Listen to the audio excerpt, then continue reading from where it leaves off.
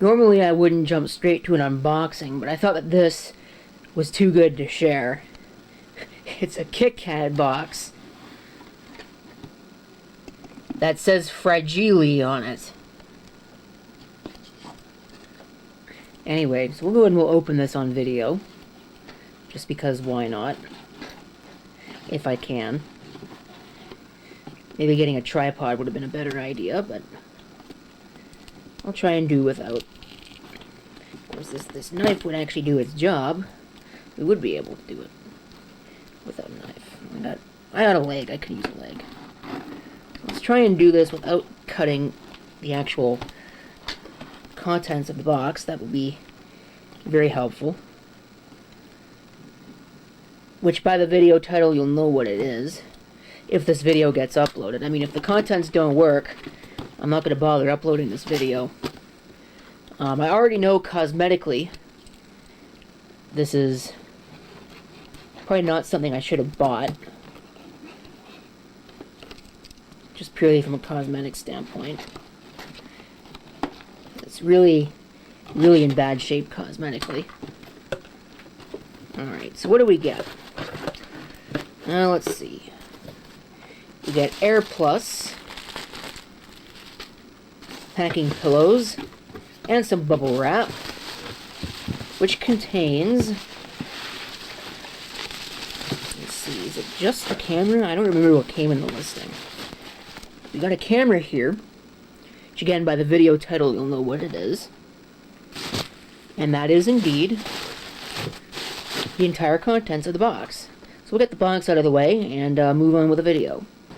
Okay, so now that it's been basically 3/4 of a year, I should probably get on with this. Where we left off, I was unboxing this particular camcorder right here, which is a Canon ES100 8mm video camera, just standard Video 8. I had an ES200 for a while, which was a little bit better of a model. I don't remember all of the details, but I do remember that it had a stereo microphone, where this one does not. It could use a little bit of a cleaning, but the one thing that was wrong with it was it would not power on in any of the modes. So what I ended up doing is pretty similar to what I did with the Samsung camera, is I took the power control board out and found that there's a Pico fuse on it that went open. Now, there could be any reason for this, and the right thing to do would be to replace the Pico fuse, but pretty similar to this, I'm not spending $100 on, however many Pico fuses when I only need 2 of them, really, and I'm never going to use any of the other ones, so it's kind of a waste of $100. So I just bypassed it with a little wire, and if I get the power supply plugged in, we have a picture.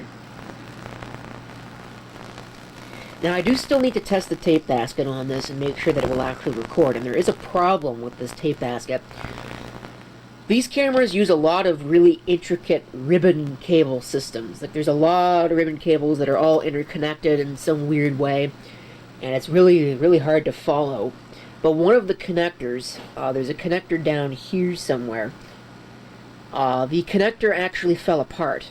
The glue that held the little plastic support on the back of the ribbon failed, and the plastic piece fell off. I got it back in there as best as I can, but I don't know if it's really making a good connection, and I'm a little concerned and hesitant to put a tape in there, because if it comes unplugged, the whole mechanism stops responding. So we're going to give that a try. I'll see if I can get this thing to record to tape, and if I can, I'll be back with this camera. If I can't, I'll be right back to this one. But either way, we'll be right back thanks to the magic of videotape.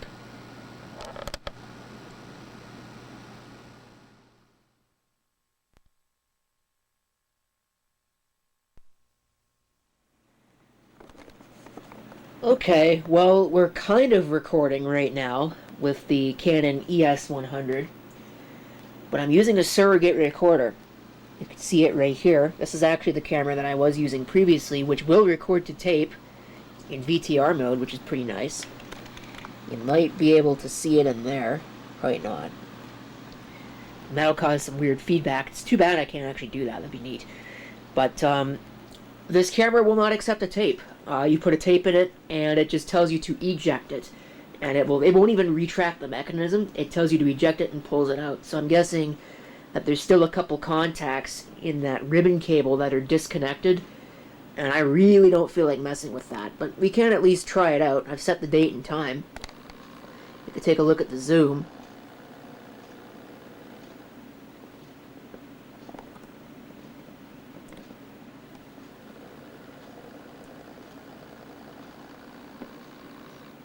And there are a couple of program auto exposure modes. Now what they are, I don't know because I'm not really familiar with the symbols, but we'll switch over to them now.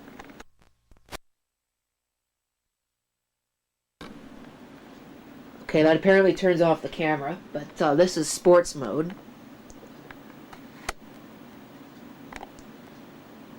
Still in sports mode. Okay, that's portrait.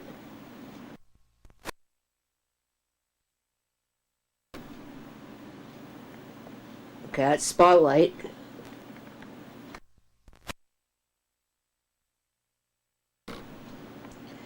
And that is sand and snow. So we'll put it back to auto.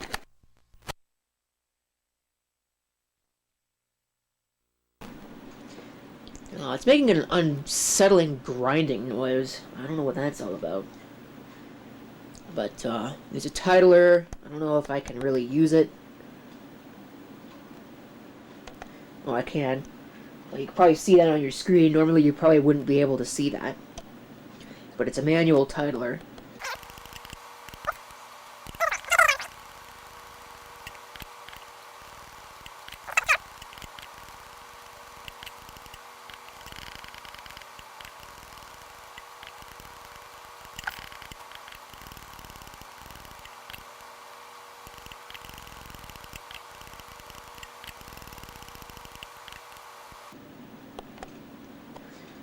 Alright, there you can see your title.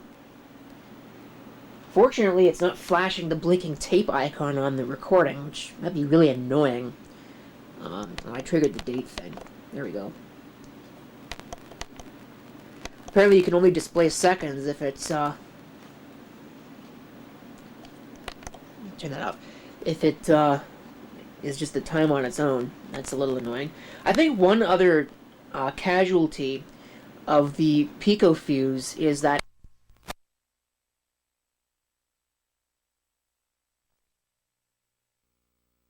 okay, my lock standby switch is now working. It was not working before. So that's neat. Nice of it to pre-lemon liar. It does have manual focus. We can zoom into something. I don't know. Actually, we'll switch it into manual focus mode right now, if I can find the button. It should be around here somewhere. Alright, so we're in manual focus. So we can just refocus that. Bring it back. Refocus it again. Just put it back into automatic. The only other thing that this has is backlight compensation, which I just turned on, although you have to press and hold it, it looks like. But either way, that's your camera, your Canon ES100. Unfortunately, it's only partially working, but it'd make a decent video source for something. At the very least, maybe I can finally replace that VHS-C thing over there with a camera that's got better video quality. Thank you for watching. If you have any comments, feel free to leave them down below. And this is CP666 signing off, and I hope to see you next time. Till then.